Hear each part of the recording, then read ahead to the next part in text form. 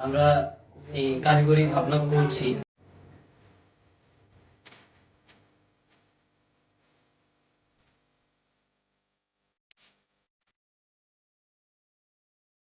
কারিগরি ভাবনার পাইলট প্রজেক্টের পর এবার আমরা দ্বিতীয় এপিসোডে শুট করলাম।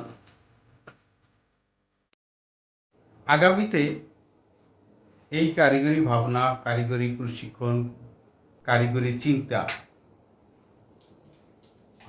আরও যাতে বড়সড় আকারে করা হয়।